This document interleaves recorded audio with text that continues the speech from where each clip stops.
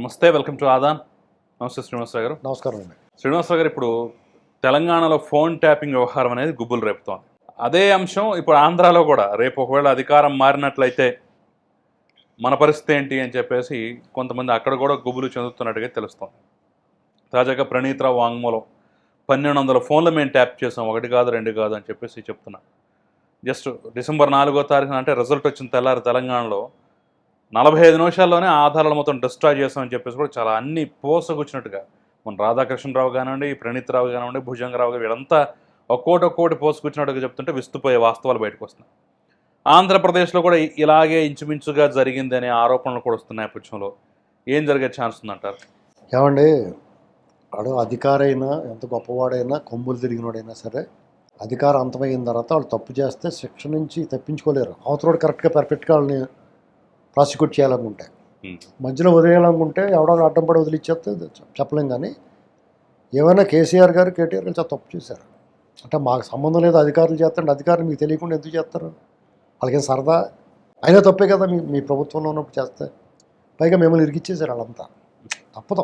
తప్పదు బొందునాశనం.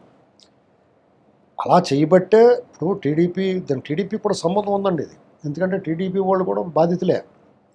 చంద్రబాబు నాయుడు గారు ఇక్కడ ఉన్నప్పుడు వాళ్ళ ఇంట్లో బగ్స్ అయి పెట్టేసి వాళ్ళు ఏం మాట్లాడుకుంటున్నారు, ఇన్నేసిపోరు, జగన్కి మోసేసిపోరు వీళ్ళు. అప్పుడు ఆ నోటుకి వేసేప్పుడు కూడా అలాగే ఇరికిచ్చారు పాపం. రేవంత్ రెడ్డి గారు బాధితుడు, వదులుతాడా? వదల బొమ్మాలి అన్నట్టు పట్టుకుంటాడు. వీళ్ళందరినీ దీనికి సంబంధించిన వాళ్ళందరినీ, ఆ స్టీఫెన్సన్ ఎక్కడున్నాడో ఆడి గురించి ఇంకా టచ్ చేయలేదు వీళ్ళు. ఇక్కడే ఉంటే కనుక బాగా నా ముగ్గురు మా నాగపురి బొబ్బాసిగా ఉండడం మరి ఏం వదలరు. ఎందుకంటే ఇది ఆంధ్రాకి ఇప్పుడు రేపు ఇక్కడ ధ్వంసం చేసాం ఆధారాలు అనుకుంటారు. అంటే ఆ పరికరాలను ధ్వంసం చేయొచ్చు, కానీ అవి ఎక్కడో చోట నిక్షిప్తమైపోయి ఉంటాయి. వాటిని ఎలా ధ్వంసం చేస్తారు వీళ్ళు? ఎప్పుడూ వాళ్ళ బాబాయ్ మర్డర్ కేసులో పట్టుకొచ్చేసారు వాళ్ళు. ఇవన్నీ వదులుతారా? అయితే అరాచకం, వీళ్ళు చేసిన అరాచకం సినిమా తారల్ని, రియల్ ఎస్టేట్ వాళ్ళని, వ్యాపారస్తుల్ని, జ్యువెలరీస్ వాళ్ళని, రాజకీయ నాయకుల్ని ఆ దందాలో బ్లాక్మెయిల్ చేసి వాళ్ళు సంపాదించిన వీళ్ళని అడ్డం పెట్టుకుని కింద స్థాయి వాళ్ళు కూడా సంపాదించారు.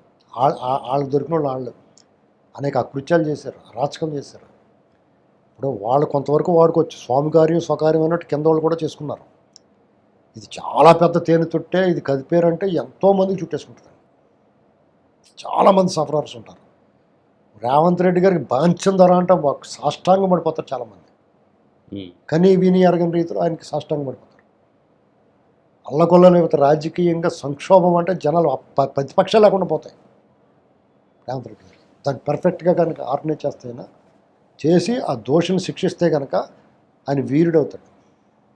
ఇప్పుడు ఆయన ఏం చేస్తాడు అనుకుంటున్నారు?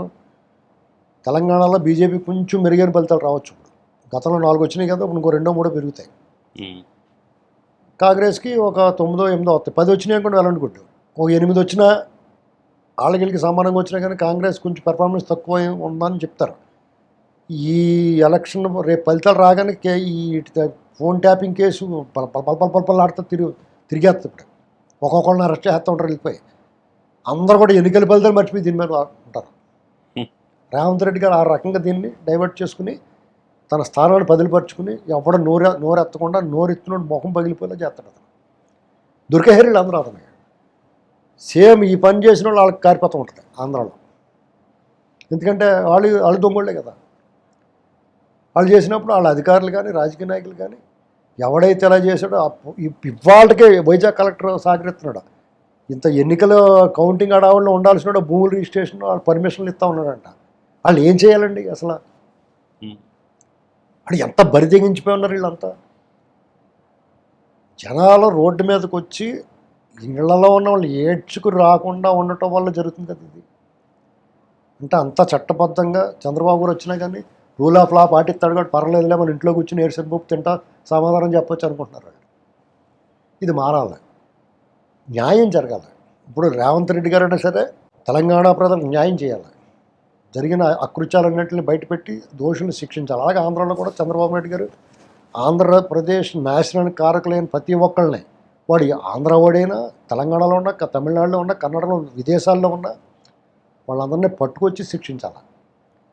ఆంధ్రప్రదేశ్ న్యాయం జరగడం అంటే ఏబి వెంకటేశ్వర గారికి న్యాయం కూడా చేయాలి. ఇవాళ చూడండి, ఆయనకి ఇవాళ అనుకూలంగా తీర్పు వచ్చింది, ఉపశమనం వచ్చింది, రేపటితో లాస్ట్. ఆయన అంత అన్యాయం అంటే 5 సంవత్సరాల పాటు ఈ సమయాన్ని ఎవడిస్తాడు? ఆయన జీతం ఆయనకి ఇచ్చేస్తారు పని లేకుండానే. పని చేయకుండా జీతం ఇవ్వడం కూడా తప్పే కదా. ఇది రాజ్యాంగాన్ని సవరించుకోవాలా. ఈ నష్టాన్ని ఎవడు చేస్తాడు? ఈ నష్టానికి కారకులైన వాళ్ళకి శిక్ష ఏంటి? ఆయన మీద అభియోగం చేసిన వాళ్ళు ఆయన ప్రూవ్ చేయలేనప్పుడు ఆ అభియోగం చేసి ఆయన వేధించిన వాళ్ళకి శిక్ష ఏంటి? దాని బదులు 5 సంవత్సరాలు జైలు శిక్ష వేస్తారు వాళ్ళకి. ఈయనకి వ్యతిరేకంగా వాదించిన వాళ్ళకి, ఈయన వ్యతిరేకంగా పనిచేసిన వాళ్ళకి, ఈయన ఇలా వేధించిన వాళ్ళకి శిక్ష ఏంటి? దీనికి న్యాయస్థానాలు సమాధానం చెప్పాలి. ఈ రాజ్యాంగంలో సమాధానం కావాలి. అలాగే ఫోన్ ట్యాపింగ్లు చేసి వేధించిన వాళ్ళకి చంద్రబాబు నాయుడు గారిని అక్రమ కేసు పెట్టి ఇలాంటి అనేకమైన చాలా పెను సవాళ్ళు ఉన్నాయండి. ఈ ఫోన్ ట్యాపింగ్ అనేటువంటి పాము ఎవరిని ఎప్పుడు కరిచేస్తుందో చెప్పలేం.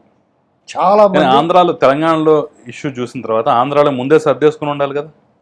ఏమండి ఇందులో సర్దుకోవడానికి ఏముండదు. వాళ్ళు ఏంటంటే కళ్ళు మూసిపోయి ఉన్నారు, ఒళ్ళు కొవ్వెక్కిపోయి కళ్ళు మూసిపోయి మొన్నటిదాకా మళ్ళీ మేమే వస్తాం అనుకున్నారు. కేసీఆర్ గారు కూడా ఏమన్నారు, నేను పోతే పోయాను కానీ వాడు వస్తాడులే అంటున్నాడు కదా. కాదండి, తెలుగువారు ప్రాంతాలు వేరైనా వాళ్ళ అంతరంగం ఒకటే, యాసలు వేరైనా భాష ఒక్కటే అనేటువంటిది డాక్టర్ శ్రీనారాయణ రెడ్డి గారు ఏనాడు చెప్పాడు. నిన్ను ఇంటికి పంపించిన వాళ్ళు అతను ముద్దెట్టుకుంటారు అనుకుంటున్నారా? కేసీఆర్ గారు అంత దుర్మార్గమైన పాలన ఏం చేయలేదు తెలుసా మీకు. సామాన్యుడికి ఏం ఇబ్బంది కలిగించలేదు, అయినా సరే ఇంట్లో కూర్చోబెట్టారు. అక్కడ సామాన్యుడితో సహా ఏపుడేసాడు. అతను ఎందుకు వదిలేస్తారు? వీళ్ళిద్దరూ కూడా ఖాళీ కూర్చొని కవర్ చెప్పుకోవాలి. ఈసారి తగినంత సమయం ఉంది. అయితే ఆయన జైలు పోతాడు. మరి వీళ్ళు కూడా ఏమైనా అక్కడ కలుసుకుంటారని చూడాలి. ఫోన్ ట్యాపింగ్లో గట్రా కేసులు. సో ఇప్పుడు ఆంధ్రప్రదేశ్ ఒకసారి మనం చూసినట్లయితే ప్రస్తుతం ఉన్నటువంటి పరిస్థితుల్లో ఏమాత్రం అవకాశం ఉన్నా సరే మళ్ళీ మనం వస్తాం అని ఏదో రకంగా లాస్ట్ ప్రయత్నంగా కొంత మభ్యపెట్టేటటువంటి విధంగా కూడా కొన్ని కార్యక్రమాలకైతే తెరలేపుతున్నట్టుగా తెలుస్తాం. అంటే సరే వాళ్ళకి ఉన్న రిపోర్ట్లు ఏంటో మనకు తెలియదు కానివ్వండి, రేపు ఎగ్జిట్ పోల్స్ ను కూడా మనకు అనుకూలంగా వచ్చేలాగా సంస్థలతో మాట్లాడుకుంటాం. ఎగ్జిట్ పోల్స్ మనకు అనుకూలంగా వచ్చేలాంటి కౌంటింగ్ ఏజెంట్లు అయితే ధైర్యం కూర్చుంటారండి. మీకు మ్యాటర్ ఏంటంటే వాళ్ళ ఆలోచన ఎలా ఉందంటే రాయలసీమలో 52 సీట్లు కనీసం 30 అన్నా వస్తాయి మనకి అంటే వాళ్ళు 40 లెక్కేసుకుంటున్నారు.